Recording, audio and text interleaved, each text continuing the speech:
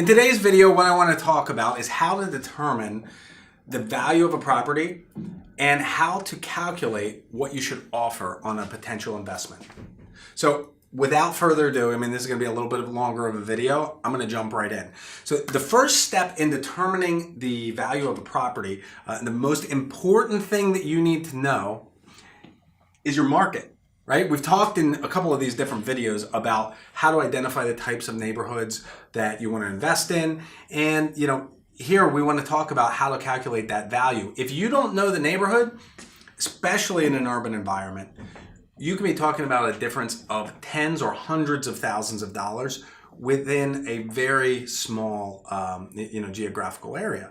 So in order to do that, you got to know your market. You have to know not necessarily what properties are worth, but you need to know what makes a difference. And what I mean by that is, typically, if you are in a suburban neighborhood or even in an urban environment, you're going to have a lot of different types of properties. A rural environment, you're going to have a lot of different types of properties. You might have a split level or a Cape Cod, colonials, a bi-level, a split level. You've got different types of properties, and those different types of properties are more or less attractive to different markets and to different types of people. In addition, you have geographical limiters. You might have a major highway that, you cross the road and all of a sudden the value changes. You got the same thing in urban environments where, typically you have very similar types of properties perhaps, but you also have geographic changes that happen over a certain block or over a certain street that can have a big impact on the value of that property. So first and foremost, make sure you know what those differences are. If a colonial is more attractive than a Cape Cod, figure out what that difference might be. How do you do that?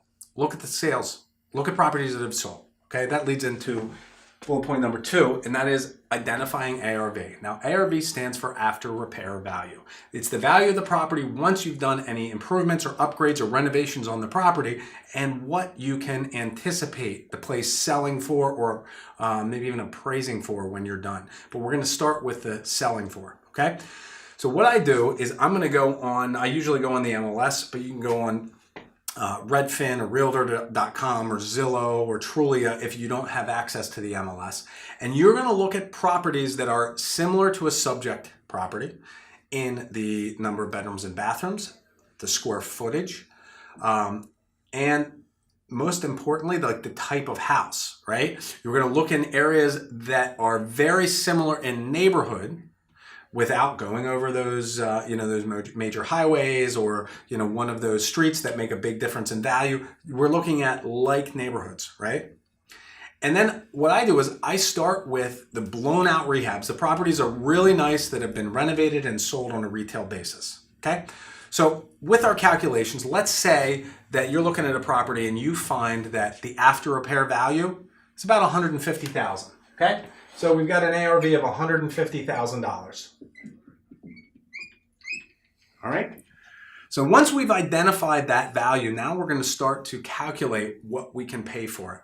All right. So the next step here is we're going to make adjustments for finishes. Now look, if this is a cash flowing property and you're not flipping it and blowing the thing out, you got to realize that your finishes are probably going to be a little bit different than the guy who is flipping the property, looking to get the highest retail price can possibly get and blowing the thing out with granite countertops and high-end appliances and the jacuzzi tub and the custom tile work and shower and all that kind of stuff, right? With our rental properties, we do really nice renovations. Pretty much everything in the property is touched. Okay, we're doing new electric and plumbing and HVAC and roof and windows and heating and front and back doors. We're putting in new floors and kitchens and bathrooms and fixing up the drywall, making the place look really nice. But guess what? We don't do granite countertops. We don't finish basements. We typically don't have central air, and all of those things have an impact on the value of the property. Okay, so let's typically when I am calculating my offer, I'm looking at this and saying there's probably going to be an impact on the appraisal of about $20,000 based on the finishes that we're putting into the property. So I'm going to take $20,000 right out of here. Okay? So now we have a $130,000 investment property. this is what the house will be worth after we do the renovations and all that kind of stuff. So the next thing leads me right in here. Determine what kind of oh man, I missed a bullet point, so I'm going to fill it in here.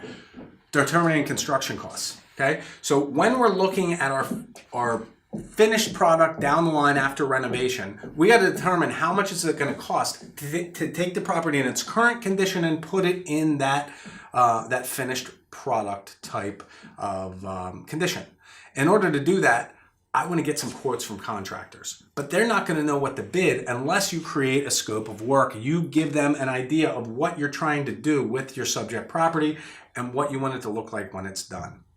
I know that with our renovations, they're going to range anywhere from $35,000 to $55,000 for our typical, bread and butter type property. So with that in mind, let's use the average there of $45,000. Let's break out $45,000 from this property, okay? So now what are we at? 85 grand. Boom. So we're at $85,000. Now there's actually one more point here that we got to look at, and that is determining your equity position. Look, if you're a first-time investor, buying retail is not bad if the property cash flows and it makes sense for you. But guess what? If you can get something with equity, why the heck wouldn't you, right? Figure out what's a comfortable equity position. How much equity do you want here? For me, and for our investors, 20,000 seems to be the magic number, for lack of a better term. So we're going to take 20,000 out of here for equity. That gives us an offer price of $65,000 for the investment. So what we did was we found the ARV. We looked at all of the blown out properties that sold in the same type of neighborhood, in the same location, very similar houses in the style, size, number of bedrooms and bathrooms, functionality, the whole nine. 150 is our ARV. We're breaking out $20,000. We're taking off of that number to adjust for the differences in finishes on the property. Gives us 130. Now we're subtracting $45,000 for the renovations that need to be done on the property. It gives us an $85,000 number. We're deducting our equity position of $20,000 from the property, gives us an offer of $65,000. Offering $65,000 in a neighborhood where properties are selling for $150,000 might seem a little bit of a drastic discount to you, but that's not your cost.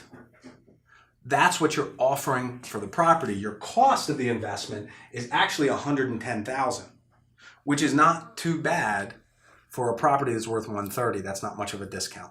Okay, so make sure that you learn the areas where you're going to invest, understand what makes a difference in the value of the property, whether it's the property type or the finishes or the neighborhood or whatever else, bedrooms and bathrooms, things like that. Once you understand the market, next, take a look at your ARVs, adjust for calculations on your finishes, adjust for renovations, and then break out your equity spread.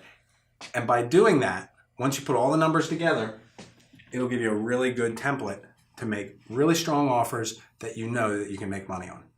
So as you're looking at your investments, make sure you go through this process, make good offers so that you can have a successful and profitable investment each and every time.